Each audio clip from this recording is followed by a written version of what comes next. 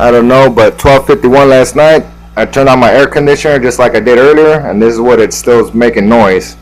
As you can see, the prongs are still on. This is where I had to turn it off last night, was from the prongs. And this is a first. Apparently someone's screwing around with all the damn, all the things around in the units.